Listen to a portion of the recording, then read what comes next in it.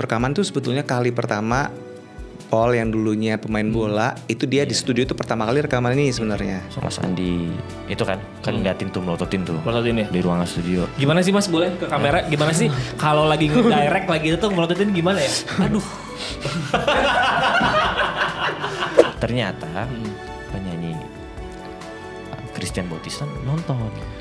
Untungnya Paul nggak tahu. Oh, untungnya nggak tahu. Nggak tahu. Jadi pas Itu di stage nggak tahu. Nggak tahu. Oke.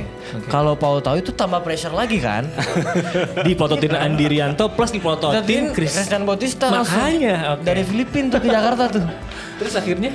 Ya akhirnya flow habis itu baru cerita sama Mas Andi. Kamu tau gak tadi tonton langsung lo sama Christian Bautista. Halo Opal Gang, selamat datang di Opal Jam Session barengan sama Adi Ramsyah atau Adi yang hari ini senang sekali karena bakal ngobrol-ngobrol sama dua musisi Indonesia yang keren-keren sekali. Yang pertama, please welcome Opal Gangs Nyoman Paul. Woohoo.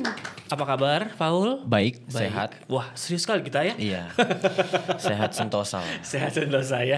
Dan yang sudah tidak asing lagi untuk kita semua, Mas Andi Rianto. Oke, sebelum kita ngobrol-ngobrol, aku akan memulai dengan sedikit games ya. Ya. Sebutin pertama kali ketemu itu di mana? Tahan, sebutnya harus bareng-bareng. Mau tempatnya atau eventnya? Ayo. Ayo hitung mundur. Janjian dulu ya. Okay. Mau tempatnya atau eventnya? Jangan tempat, soal tempat merek. Oke. Eventnya. Di manakah kedua orang ini pertama kali bertemu? 1, 2, 3. Real Salt and Reunion Idol. Wih, keren. Kompak dan ingat banget. Apa impresi pertama satu-satu pas pertama kali bertemu waktu itu? Sebetulnya salah. Kenapa? Karena sebetulnya ketemunya sehari sebelumnya ada latihan, dia lupa. Enggak, maksudnya udah ya, tapi kan sudah terjadi perpecahan sedikit ya. First impression masing-masing waktu itu apa? Kalau Paul ke Mas Andi tentunya waktu ya sebenarnya salah kan. Ketemunya tuh sehari sebelum hari H. Itu waktu itu lagi latihan untuk persiapan theme idolnya, lagu idolnya waktu itu. Judulnya apa lagunya? Idola Indonesia. Lebih dites ya? Siapa yang ngarang? Sandi Rianto. Lebih dites ya? Iya. Oke. Terus? Akhirnya dan itu Mas Andi nggak ada yang ngasih tahu kalau Mas Andi bakal datang. Oke. Ternyata dia datang langsung. Terus datangnya tuh bukan cuma melihat aja, kayak langsung kayak wah. Ternyata humble sekali Mas Andi ini ya. Gitu. Kabel. Humble. Pedes, sambal. Humble sekali. Oke, itu first impressionnya Paul ke Mas Andi. Kalau Mas Andi Rianto ke Paul apa first impressionnya? Anak sopan. Apakah iya? Mungkin enggak ya. Teman-teman yang di sini yang hadir? Mungkin salah ya. Soalnya jadi habis main gitu di acara itu. Terus tiba-tiba dia deketin terus cium tangan. Salim. Salimnya gini ya, salim ke guru gitu ya. Salim gitu bilang. Ya Allah sopan banget nih anak gitu kan. Nah ternyata itu juga dilakuin lagi pas lagi Paul aku ajak ke konser aku. Dia juga salim. Yang The Sound of Colors 2. Iya. Masih sopan. Sampai yang bareng Opal juga loh tuh. Iya betul. Sampai sekarang masih sopan juga kah? Masih. Alhamdulillah jawabannya baik. Terus akhirnya yang membuat kutip berjodoh untuk berkolaborasi itu apa? Seperti apa awalnya? Kalau dari Paul itu pertama yang hubungin ya A&R dari Universal. Kayak menawarkan mau nggak nih collab sama Mas Andi lagunya The Way You Look At Me. Ya mau lah. Siapa yang nggak mau kan? Tapi waktu itu mixed feeling sih, excited dan juga pressure juga. Excited dalam artian kayak yang mendapatkan pengalaman untuk collab sama Mas Andi tuh nggak banyak dan itu bakal berharga banget. Jadi Paul langsung mau dan pressure-nya juga ya harus kan kita tahu kan The Way You Look At Me ini lagunya ikonik banget kan pada masanya dan entah gimana caranya Paul juga harus bisa menyampaikan lagu ini dengan rasa yang memadai atau berbeda, versi yang berbeda gitu. Jadi waktu itu memang Mas Andi walaupun melalui perantara gitu ya, apakah pilih juga Paul deh atau ini deh gitu gimana Mas waktu pas Iya itu belum tahu. Coba cerita. Nanti GR. kan segitu banyak musisi muda ya yang kutip seangkatan Paul lah ya. Kenapa kok kok Paul deh nih, terus lagu ini deh ini gitu. Gimana proses Mas Andi? Prosesnya gini, kalau saya mau produce sebuah lagu, yang paling penting buat saya adalah harus karakternya harus cocok. Oke. Gitu. Dan karena sekarang saya lagi sedang giat-giatnya membuat remake. Nah, remake itu tantangannya itu berat. Karena kita pasti dibanding-bandingkan nama yang lama. Betul. Gitu kan. Nah, tujuan saya bukan untuk dibandingin, tapi untuk memberi alternatif opsi bahwa sebuah lagu tuh bisa kemasannya bermacam-macam, gitu.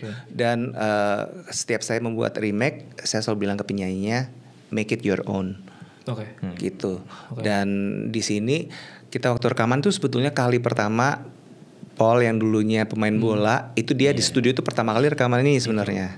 Gitu. Tuilam ini, dan dia tuh udah nggak ada canggung-canggungnya. Jadi kita waktu habis rekaman saya sempat ditanya juga gimana impresinya. Ya bener-bener ya udah kayak penyanyi profesional aja gitu. Nah itu aku selalu bilang sama Paul, maksudnya ya jangan ini, pokoknya jangan don't let the fame sama semuanya ini. Karena pressure-nya juga di sana sih Mas waktu itu kan, itu bahkan rekaman itu sebelum single pertama Paul kan.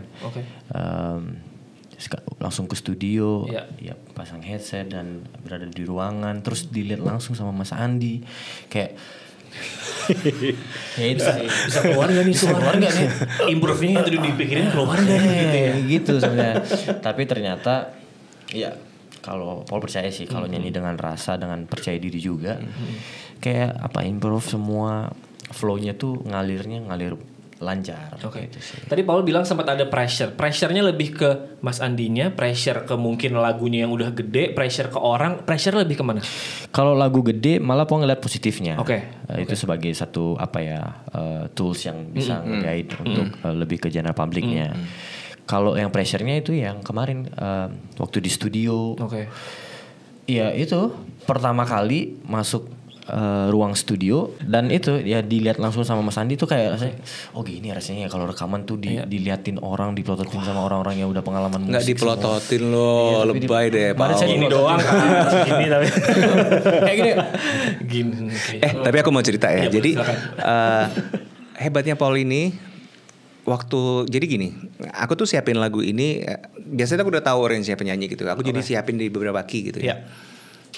Karena lagu ini ada modulasinya, dan buat aku juga ini bukan lagu yang gampang dinyanyiin sih sebenarnya, karena dengan aransemen yang berbeda dari yang dulu gitu ya. Akhirnya dia pilih yang key yang paling tinggi, dan di key yang paling tinggi itu nanti kan ada modulasi lagi yang lebih tinggi lagi, dan ternyata dia bisa menaklukkannya gitu. Jadi aku suka nih dia semangatnya dia gitu loh. Nah kan GR kan kalau di depannya gitu. Langsung GR. Terbang, awas pegangin dia terbang. Ini makanya ada pegangan. Tapi bener dia maksudnya dia benar-benar terchallenge untuk deliver secara baik gitu. Gimana lu deliver itu terus handle pressure-nya gimana? Apa yang dipikirin waktu itu, kayak udah pokoknya gue nyanyi aja, atau justru ini gue harus bagus, atau udah santai aja lepasin? Apa yang ada di pikirannya waktu itu? Waktu itu, ini jujur ya. Handle pressure-nya itu gimana? Mas Andi pernah gak jujur Paul? Waktu itu sebenarnya kan waktu hari rekaman soft lock-nya tuh di kunci yang lebih rendah. Ya. Cuma entah kenapa Kang Ifnat itu ngambil gitar, vokal director Paul waktu itu sama Mas Andi itu ngambil gitar. Terus saya coba gini. Terus akhirnya Paul juga sebenarnya pengen chord asli yang ada juga dan ditambah modulasi kan. Tapi entah kenapa Paul kan mikirnya kan ya Paul masih baru, nanti takutnya dicap banyak minta lah sebagainya kan. Kayak boleh naik gak? Boleh gitu naik gak kayak kayak gitu kan. Boleh naik gak? Tapi waktu itu entah kenapa terus Paul bilang kayak chord asli aja yuk gitu. Kamu yakin? Malah lebih yakin di sana sih Mas gitu. Nah itu. Dan kedua waktu Mas Andi itu kan ngeliatin tuh melototin ya? Di ruangan studio. Gimana sih Mas, boleh ke kamera? Gimana sih kalau lagi nge-direct lagi itu melototin gimana ya? Aduh. Enggak. Iya waktu itu, dan entah kenapa mungkin Mas Andi lapar atau pengen ngopi, keluarlah dia ruang kan. Langsung. Oke, tek mulai. Tek langsung tek lagi. Oh, tek itu yang diambil dengar ya langsung. Iya. Tapi cepat loh dia. Kamu cepat ya? Berapa lama tuh? 3 jam. Kurang dari 3 jam udah keluar. Makanya satu sesi tuh studionya lumayan ya. Lumayan tuh ya. Lumayan. Oke. Terus itu kan prosesnya. Setelah jadinya, so far tanggapan teman-teman orang-orang gimana, Mas? Ceritain dulu waktu dia konser. Oh iya boleh. Iya, jadi waktu konser itu sebenarnya kan belum rilis. Tapi itu udah Mas Andi bilang nanti kamu bawain Do You Look At Me ya. Sama beberapa lagu pilihan gitu. Oke, pokoknya semangat nih. Terus untungnya waktu itu ternyata penyanyi Christian Bautista nonton. Untungnya Paul nggak tahu. Oh, untungnya nggak tahu. Nggak tahu. Jadi pas di stage nggak tahu. Nggak tahu. Oke. Kalau Paul tahu itu tambah pressure lagi kan. Dipototin Andi Rianto plus dipototin Christian Bautista. Makanya dari Filipina tuh ke Jakarta tuh. Terus akhirnya? Ya akhirnya flow habis itu baru cerita sama Mas Andi. Kamu tahu nggak tadi tonton langsung lo sama Christian Bautista. Please ekspresinya Christian Bautista gimana, Mas? Dia nangis. Oh ya? Dia nangis. Ada kok di story. Dia nangis, istrinya bilang dia juga. Jadi dia emang pengen nonton konser aku sama Magenta Orchestra. Dia kaget karena ada 2 lagunya dibawain. Oh, dia pun nggak tahu lagunya Since I Found You yang dibawain Fabio Asher sama The Way You Look At Me. Wow. Jadi dia benar-benar kaget gitu dan dia sampai katanya nangis katanya si Kat istrinya. Gimana rasanya? Ya jadi untuk diri sendiri bangga dan ya Paul juga makasih banyak sama Mas Andi karena Mas Andi tuh selalu rajin untuk kasih tahu untuk tetap percaya diri gitu. Kamu bisa kok gitu. Kamu tuh nyaman Paul gitulah. Iya. Padahal mah untuk biar pede aja sebenarnya kan ya. Padahal biar yang penting lagunya jadi aja dulu ya. Oke, itu kan kalau dari penyanyi aslinya. Kalau ada nggak mungkin komen di sosial media atau orang ngomong langsung yang paling diinget reaksi tentang lagu ini apa? Ada nggak Mas yang diingat banget? Buat aku yang paling berkesan adalah banyak sekali komen yang bilang ini menjadi lagunya Paul. Oke. Jadi sesuai tujuan awal, tidak untuk dibandingkan, tapi untuk opsi gitu ya. Oke. Karena buat saya karya itu nggak bisa sih dinilai 1 sampai 10, nggak bisa.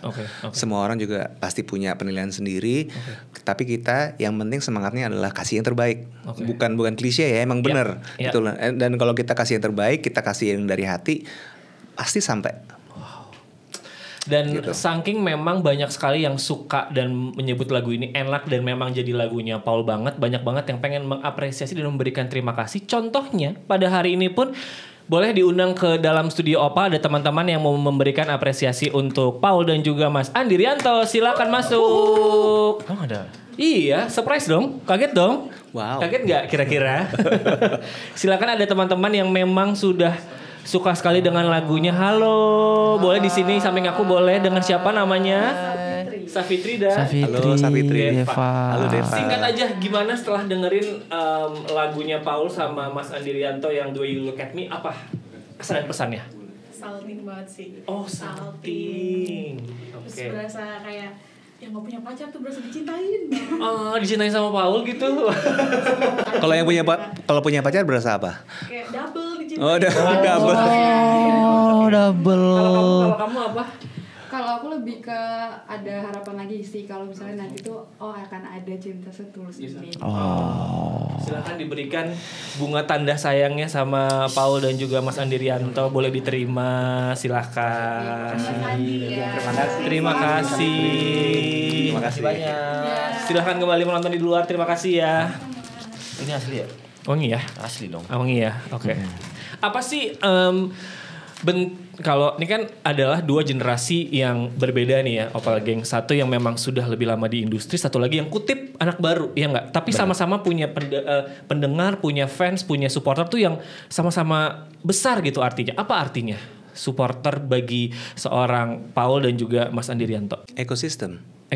Jadi bukan cuman kayak ada Andi Rianto terus ada fans. Dia di dalam ekosistem itu, Mas. Kayak saya pernah bilang juga gitu, maksudnya ada Paul, ada Paul Moon kan namanya kan, fansnya Paul Moon. Paul Moon ya. Paul Moon itu ada karena Paul tuh bisa seperti sekarang juga banyak sekali anak Paul juga. Jadi mereka simbiosis mutualisme. Simbiosis mutualisme. Keren ya. Mutual.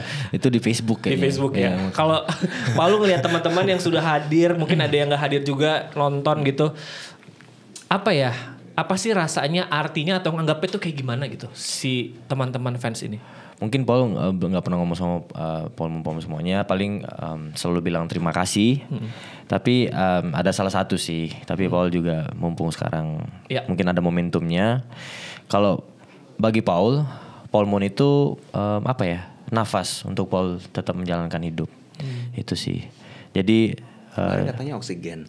Iya oksigen, nafas bernafas gitu. Menggunakan oksigen. Iya gitu. Mutual friend juga ya. Jadi itu selama Paul selalu merasakan dukungan, doa apapun itu yang dari Paul Moon ya udah masih harus wajib. Kalau tidak ada, tidak bisa bernafas, tidak bisa berkarya, tidak ada alasan hidup gitu ya. Apapun itu, gitu sih. Bisa jadi lagu kayaknya Mas ya? Wah, aku mulai ide. Kamu nyanyi juga kan? Jangan, ngerepotin aja, aku gak nge-rap ya. Oke. Ngomongin tentang Mas Andi Rianto, kita di belakang nih ya ada foto-foto beberapa musisi-musisi, ada Prilly. Boleh jelaskan siapa aja nih Mas? Tadi Prilly ini Kevin Widaya. Iya. Setelah itu nih ada Lili Liodra. Oke. Dan ini Fabio dan Asher. Masih banyak lagi. Apa sih Mas alasannya selalu berkolaborasi dengan anak muda? Saya nggak bisa nyanyi. Alasannya. Kalau sih bisa nyanyi, saya langsung nyanyiin. Apa alasannya memilih beliau-beliau ini? Paul juga mungkin yang ntar next juga upcoming collaboration. Apa sih Mas Andi Rianto tuh kalau milih berdasarkan apa? Talenta, zodiak, apakah berdasarkan ada feeling tertentu gitu Mas? Gut feeling ya. Gut feeling. Jadi juga gini, saya ngerasa kita sebagai seniman itu kan punya karya. Oke. Siapa lagi yang bisa melestarikan karya kita kalau nggak kita sendiri? Nah, buat saya lagu-lagu yang dulu itu dulu udah ada masanya juga. Nah, sekarang masanya yang baru-baru, kenapa kita tidak memanjangkan itu, membuat itu, melestarikan lagu itu dengan pendengar yang baru. Jadi mereka buat pendengar yang baru juga banyak yang ini kayak lagu lama pernah dengar, tapi ada juga yang ini kayak lagu baru gitu. Atau ada yang jadi warna baru, jadi lebih warna baru, gitu. jadi bahkan banyak gak Mas Andi orang anak zaman sekarang yang kayak dengar lagu ini dia nggak tahu kalau itu lagu lama. Banyak ya. Banyak. Justru market baru gitu ya. Oke. Buat saya itu juga jadi kita memperkenalkan ini loh ada lagu ini. Reminder ini. Ya. Tapi gitu. Memilih artis-artis ini kenapa? Berdasarkan apanya? Karakter. Oke. Karakter kayak waktu Bahasa Kalbu aku juga ini kayaknya ya dari dulu kayak Bahasa Kalbu tuh tahun 2020, saya dari 2016 udah tahu ini harus Yaya yang nyanyi. The Way You Look At Me juga kan. Udah tahu dong pasti dari tahun 90 berapa waktu itu ya? Sebenarnya waktu itu di acara yang Idol itu aku udah ngiringin juga nih beberapa, aku minta nyanyi, aku iringin piano. Jadi aku udah tahu suara udah ngeker lah ya. Oke. Nextnya Mas Andi tanpa di-spill dulu mungkin, atau mungkin kalau mau di-spill boleh, ada gak sih yang dalam pikiran yang kayak ada beberapa nama yang kayaknya ntar tahun ini atau tahun depan bakal kutip gue kerjain deh? Sebetulnya pengennya sih Panorama ya, tapi gak tahu pada mau gak ya. Boleh dijawab di kolom komen ya, aku juga gak berani jawab. Kira-kira setuju gak kalau Panorama? Soalnya aku udah ada lagunya nih. Tuh, ada lagunya loh. Udah ya? Udah jadi Mas lagunya? Udah.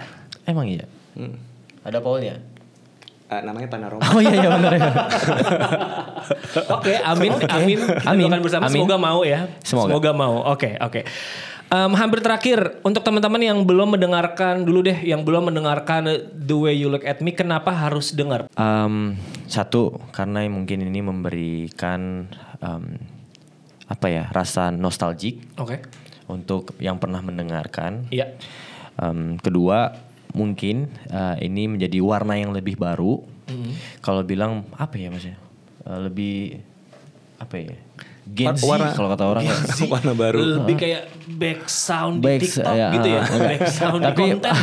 Tapi mungkin ya itu sih mungkin karena warna yang baru dan juga memberi yang Paul sebenarnya target goals yang dari Paul itu pengen memberi nuansa nostalgic bagi yang pernah mendengarnya. Jadi mereka tuh kayak wah ternyata udah lama ya lagu ini ternyata sekarang dinyanyiin Paul dengan versi yang berbeda, dengan warna yang berbeda gitu.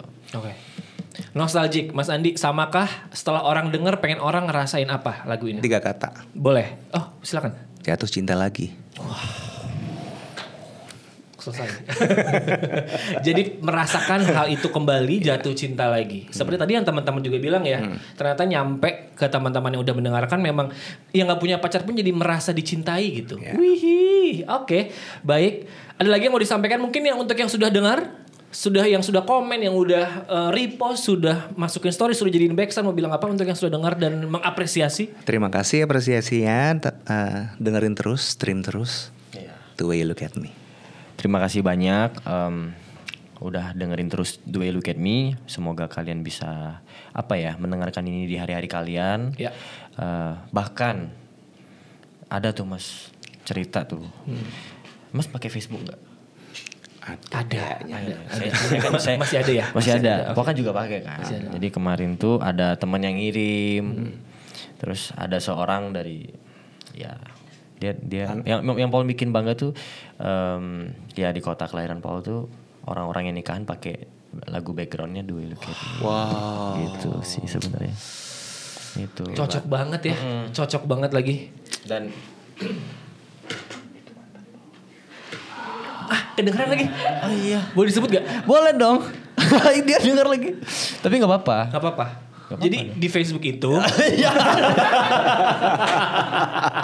makin kena ya. Makin kena itu. Okay. Tapi bukan dia, orang dekorasinya kayaknya. Orang dekorasi yang upload. Yang upload. Jadi kamu udah nggak temenan sama si itu? Enggak. Emang kenapa udah nggak lagi? Enggak, mesti nggak tahu. Iya nggak tahu. Jangan-jangan berarti pas dia lagi nikahan itu The Way You Like Me, you-nya sih. Oke. Iya sih. Tapi kayak tadi. Iya. Mungkin cinta lama jangan di ini ya. Enggak, maksudnya tadi Mas Andi bilang dibikin jatuh cinta lagi. Betul. Gitu. Tapi sama yang lama. Oke, terima kasih banyak sudah main Papa. Apakah ini nanti akan menjadi kolaborasi yang terakhir kah antara? Ada lagi dong, kita udah siap workshop. Aduh. Kapan kira-kira? Tergantung dia sibuk soalnya. Aduh. Tergantung Mas Andi lah. Lagu barukah atau remake lagi? Dua-duanya. Waduh. Gak bisa bereaksi. Kita tunggu main di sini lagi. Terima kasih banyak. Thank you Mas Andi. Terima kasih juga Opal Gengs. Kita ketemu lagi di the next episode of Opal Jam Session. Dadah.